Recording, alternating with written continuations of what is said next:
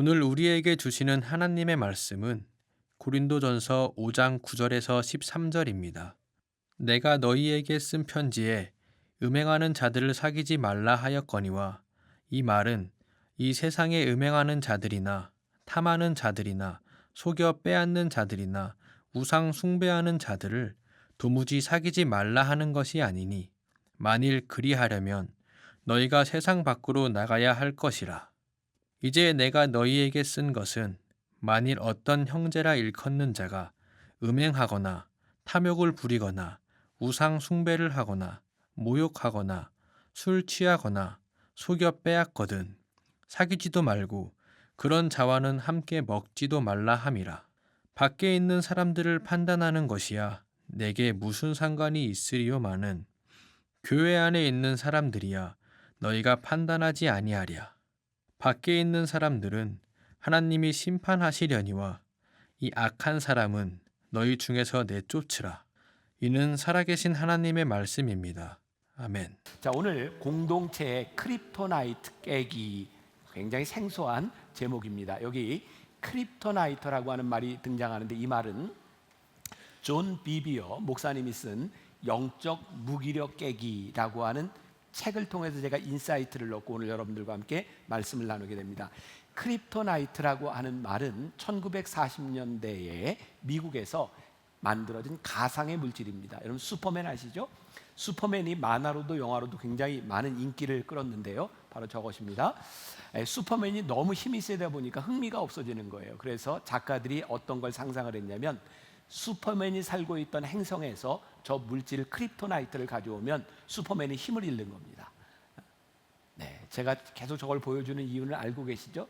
연말 연초 절기 때만 나오는 분들에게 예배가 그렇게 지루한 것이 아니다, 말씀은 재밌는 것이다, 이런 걸 보여드리기 위해서 그냥 억지로 끌고 왔어요. 또 슈퍼맨을 또. 자, 크립토나이트 깨기. 우리의 공동체 안에 크립토나이트, 우리를 무기력하게 만드는 일은 무엇인가? 오늘 그 이야기를 나누려고 합니다. 여호수아 7장에 보면 이스라엘 백성들이 여리고성을 함락하고 난 이후에 일어났던 사건이 나옵니다. 그러니까 이제 출애굽해서 광야를 지나서 여리고성에 들어갔어요. 가장 강력한 성읍이었던 여리고성을 깨고 들어갔는데, 그 다음에 전쟁을 하게 됐는데 패하게 되죠. 그게 아이성 전투입니다. 제가 어제도 10시 예배 때도 다 그런 건 아니겠지만, 이게 무슨 얘기지 하는 분들 때문에 제가 이 이야기를 계속 해야 되나 말아야 되나 생각이 드는데, 이거 아는 얘기죠? 모르는 겁니까? 날씨 때문입니까? 자, 그래서 혹시 여러분들이 이 이야기를 진짜 모른다고 생각되면 올 봄에 구약개관 공부를 꼭 하세요. 여러분들이 말씀을 좀 알아야 설교도 잘 이해가 될 것 같아요. 자, 아이라고 하는 성과 전투를 하게 되는데, 이 성은 굉장히 작은 성인데 여기에서 이스라엘 백성들이 패배하게 됩니다. 성경에 보니까 36명의 전사자가 나옵니다. 그 여리고성의 전투에서 60만 대군이 한 명도 죽지 않았는데, 작은 성 전투에서 36명이 죽었으니까 심각한 문제일 수도 있고, 사실 36명이 죽었다고 하는 것은 아무렇지 않은 일일지도 모릅니다. 중요한 건 이스라엘 백성들이 이 일로 인하여 공동체가 영적으로 침체되었다는 겁니다.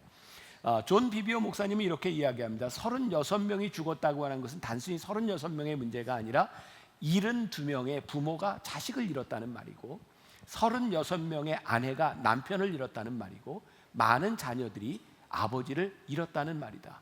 중요한 것은 그들로 인하여 영적 침체에 빠졌고, 여호수아는 그 상황에서 하나님께 이렇게 기도합니다.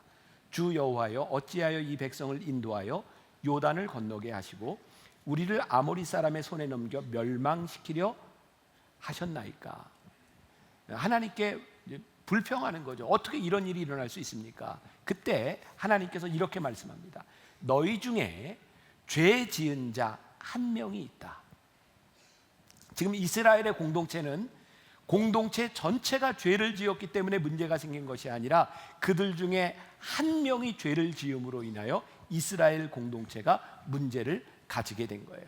오늘 제가 심각하게 보려고 하는 것은 무엇이냐면, 한 명으로 인해 공동체에 심각한 영향을 끼칠 수 있다. 그래서 오늘 공동체에 대한 이야기를 하려고 하는 겁니다. 오늘 우리가 본문을 다 읽지 않았지만 고린도전서 5장 1절에 보면 사도 바울이 이렇게 말을 합니다. 너희 중에 심지어 음행이 있다 함을 들으니, 너희 중에라고 하는 말은 무슨 얘기일까요? 교회 공동체 안에 그런 얘기입니다. 그리고 사도 바울은 지금 너희 중에 음행이 있는 자가 있다는 것을 알면서 누구에게 질책하고 있냐면 교회 리더들에게 이야기를 하고 있는 겁니다. 자, 어제 우리가 권사 취임 예배를 드리면서 이 말씀이 참 적절했다라고 생각되는데, 집사들에게 죄송한데 제가 생각할 때 집사까지는 제가 조금 그런데 권사쯤 되면 저는 교회 리더라고 생각합니다. 죄송합니다 집사. 권사는 리더다. 리더들에게 책임이 있다. 우리 공동체의 권사 그리고 장로, 목회자는 이 공동체를 어떻게 치리해야 될 것에 대한 책임이 있는데, 오늘 사도 바울이 너희들 리더들이 너희 중에 음행을 행하는 자가 있다함을 듣고도 너희들이 제대로 행하지 않은 것에 대하여 공동체가 영적으로 잘못되었다라고 말하고 있는 거예요. 자, 요즘 합리적 의심 이런 말을 많이 하는데, 그러면 이 공동체 안에 있는 리더들이 왜 그 공동체 안에 있는 형제 중에 누구가 음행을 하였다는 말을 듣고 그냥 놔뒀을까요? 자, 합리적 의심을 합니다.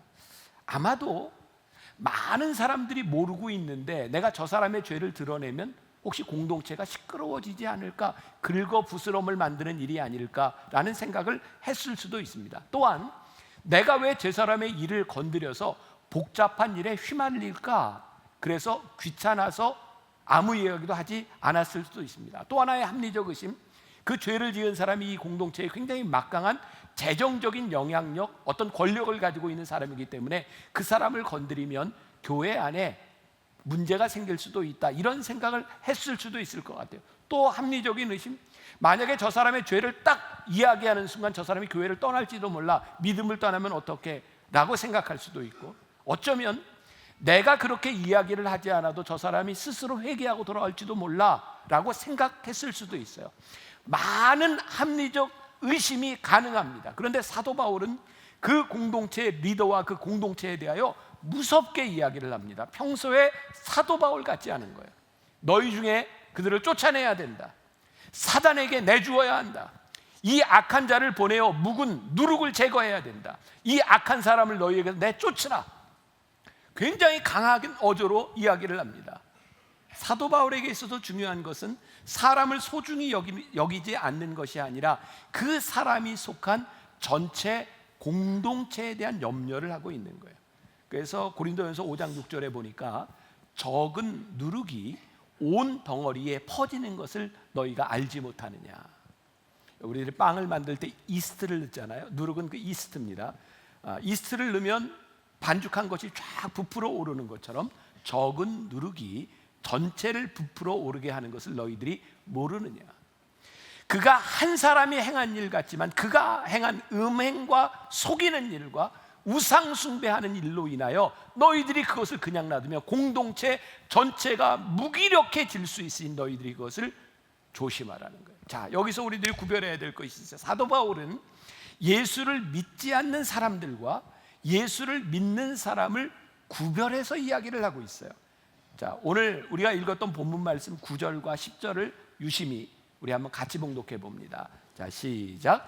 내가 너희에게 쓴 편지에 음행하는 자들을 사귀지 말라 하였거니와, 이 말은 이 세상에 음행하는 자들이나 탐하는 자들이나 속여 빼앗은 자들이나 우상 숭배하는 자들을 도무지 사귀지 말라 하는 것이 아니니, 만일 그리하려면 너희가 세상 밖으로 나가야 할 것이라. 자, 지금 무슨 얘기를 하고 있어요? 사도 바울은 우리들이 살고 있는 이 세상 가운데 일어나는 죄악에 대해서 이야기를 하고 있는 겁니다.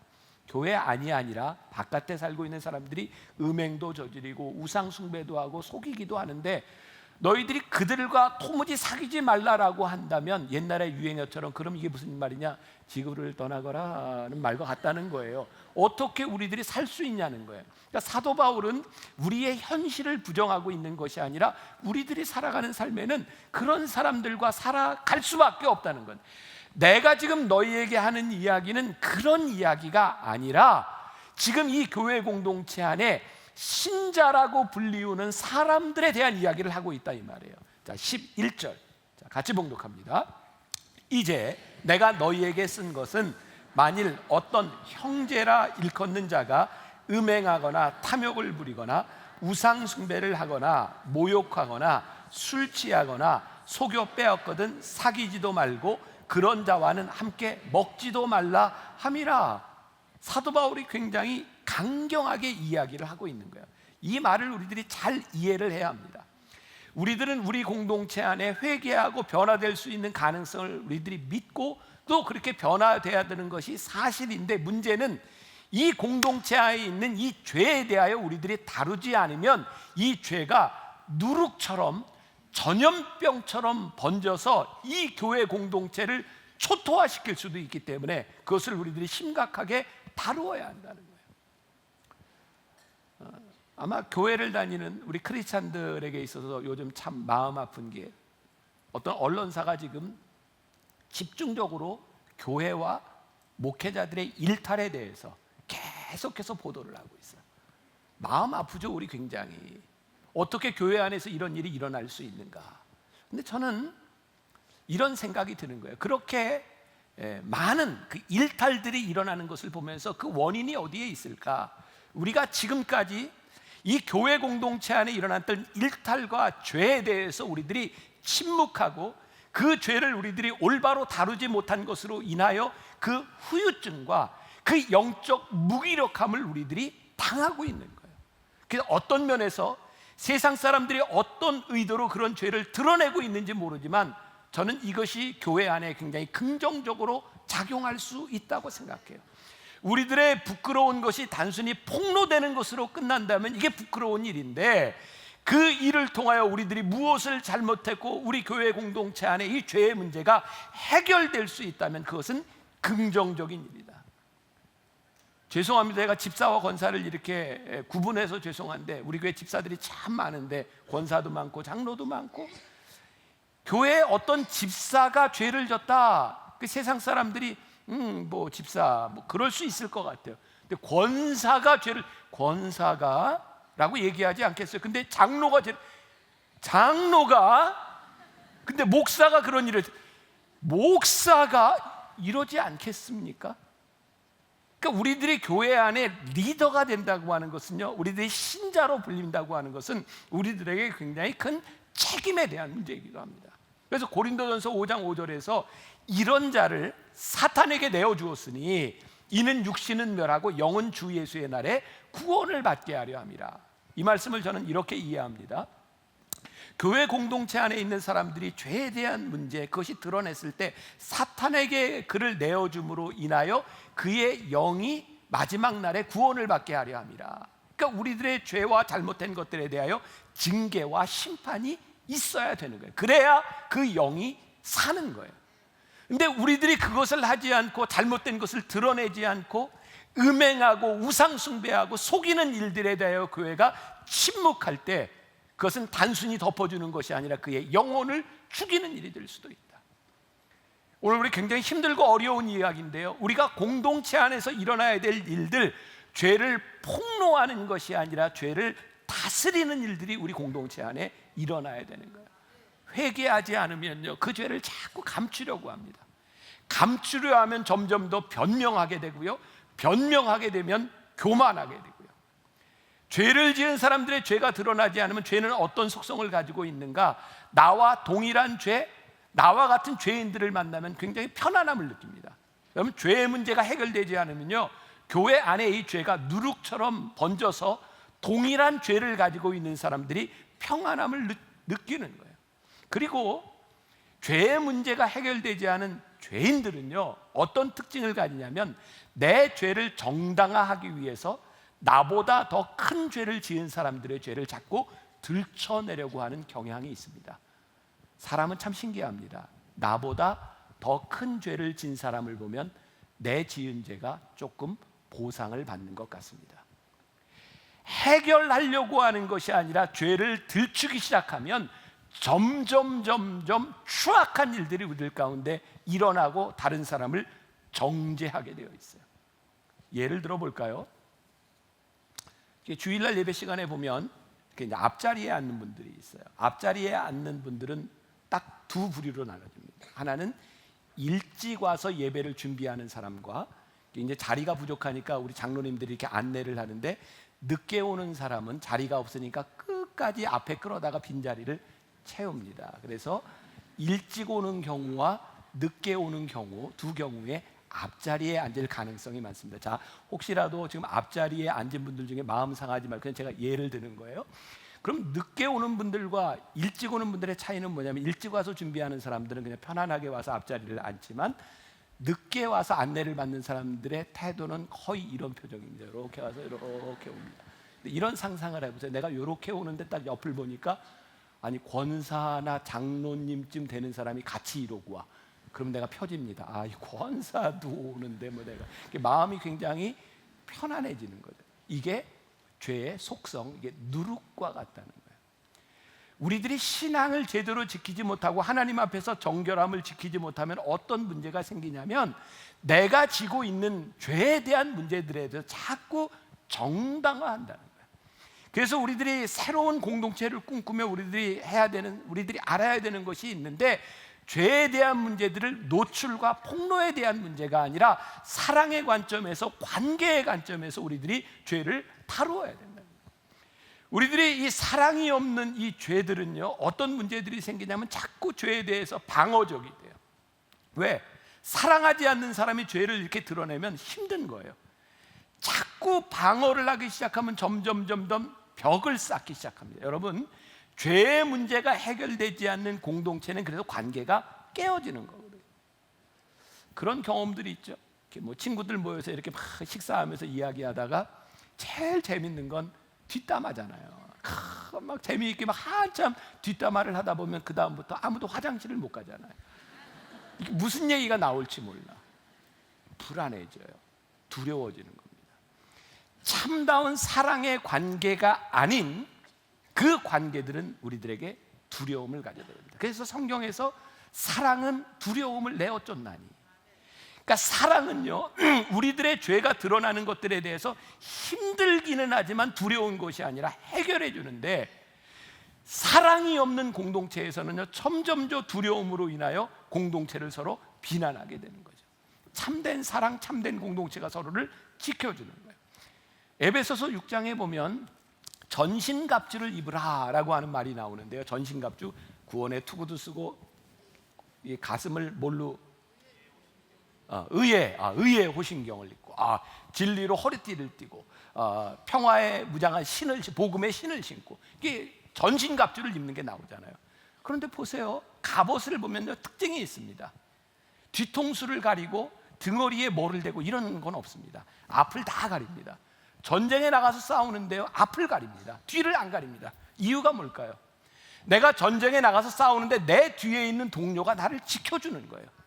그때 우리는 믿음을 가지고 앞서 나가 싸울 수 있는데, 만일 뒤가 의심스럽다면 우리는 앞에 나가서 싸울 수가 없는 거예요. 여러분, 교회 공동체가 어떤 공동체냐?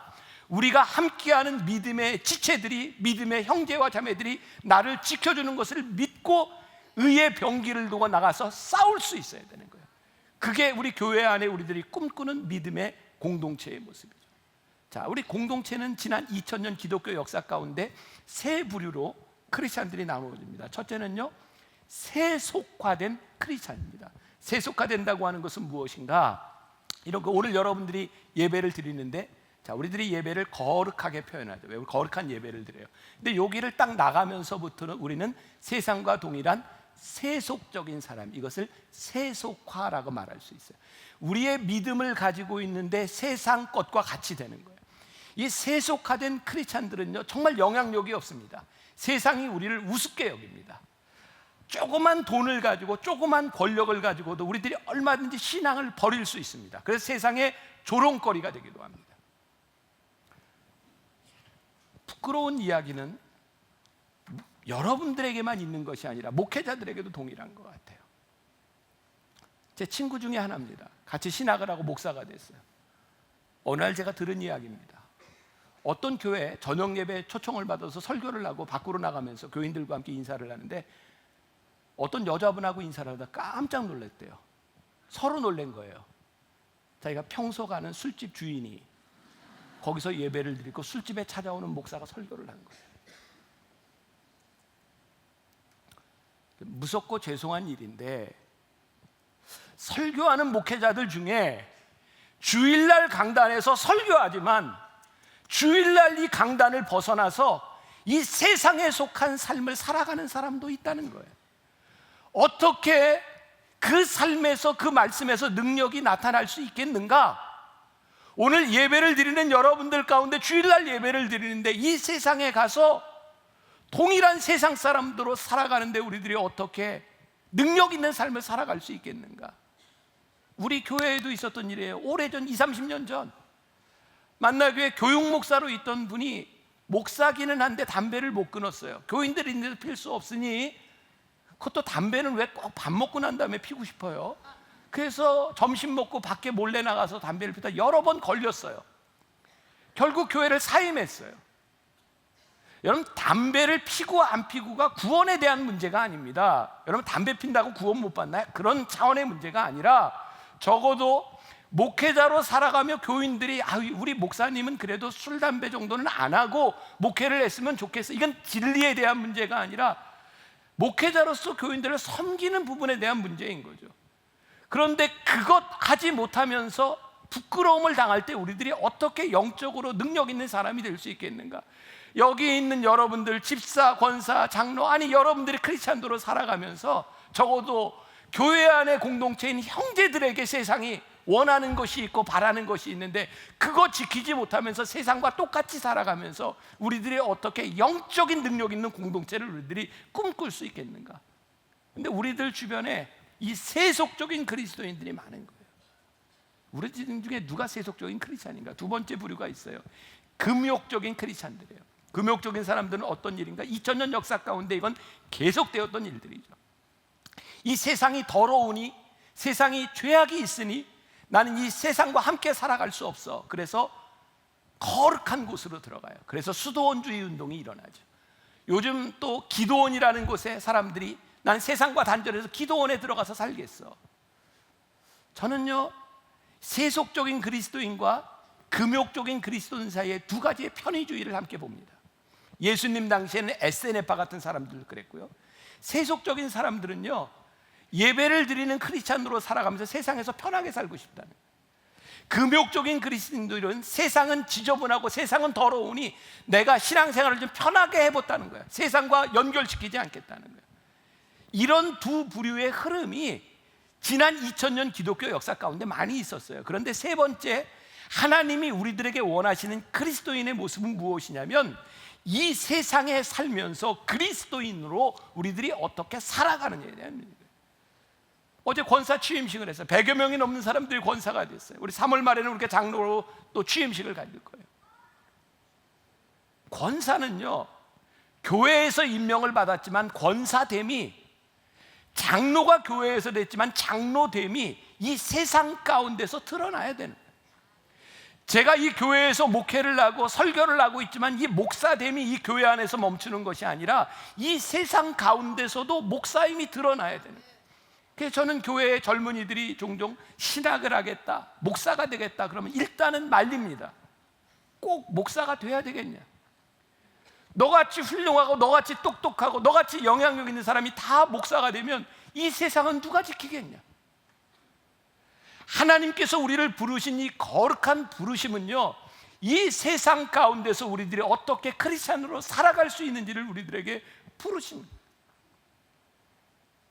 유명한 디트리 본헤퍼라고 하는 그 독일의 신학자는요, 2차 세계대전이 끝나기 전 1945년 끝나기 전에 사형을 당해요.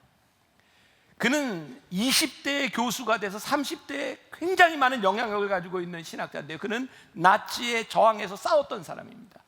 그 당시 2차 세계대전에 나치와 저항했던 많은 신학자와 철학자들이 미국으로 많이 넘어갔습니다.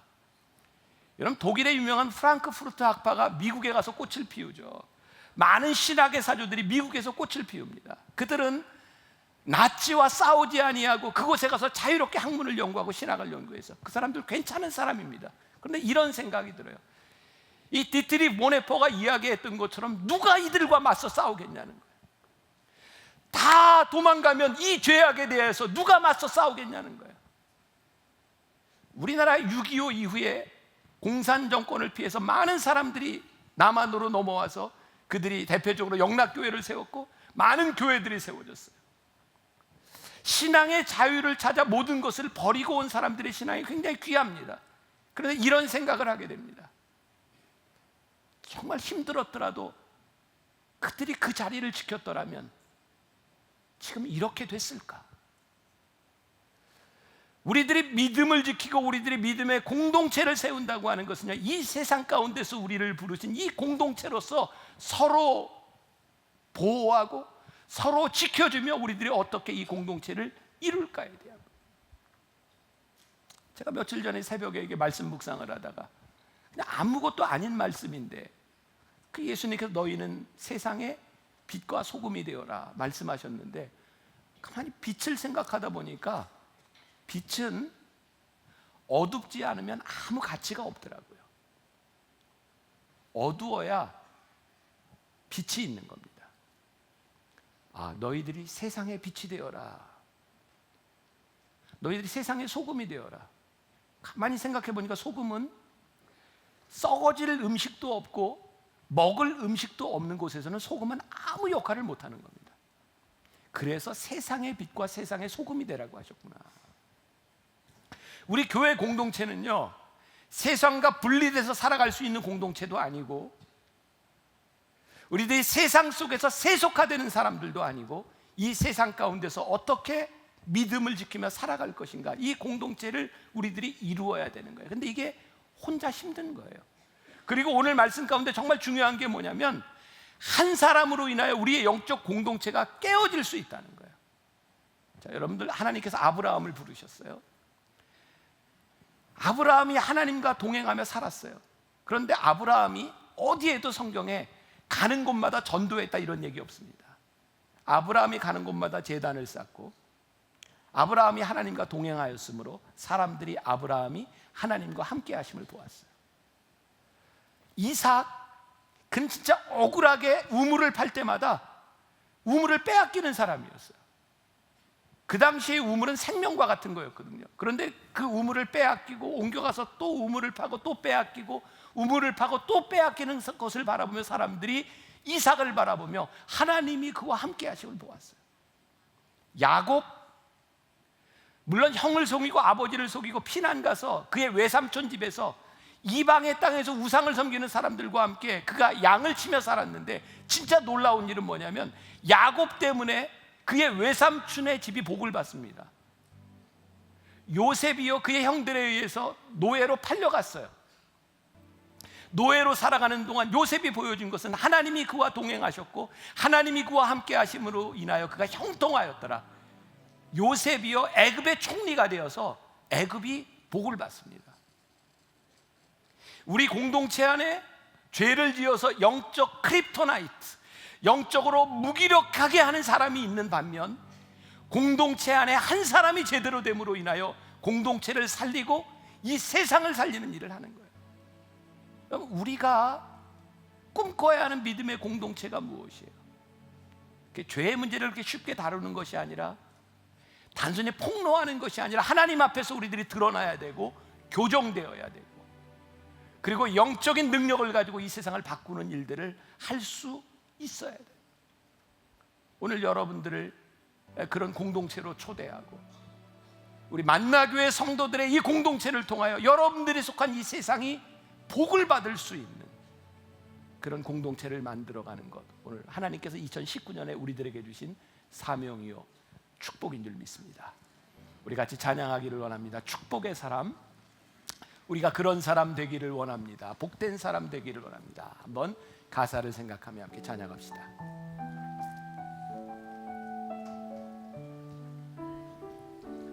주께 힘을 얻고 그 마음에 시온의 대로가 있는 그대를 하나님의 축복의 사람이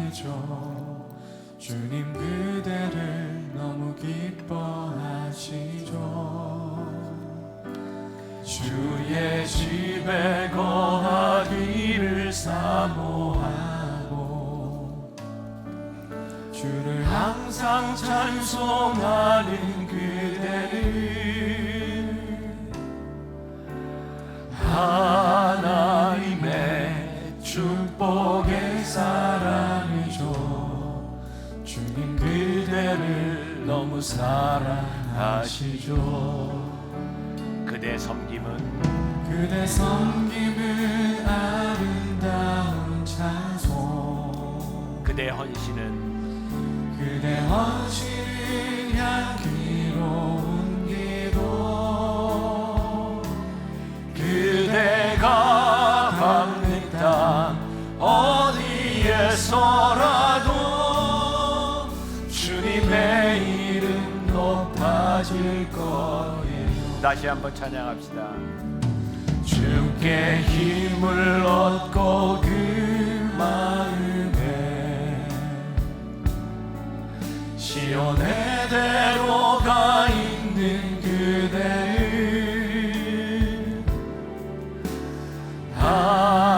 하나님의 축복의 사랑이죠. 주님 그대를 너무 기뻐하시죠.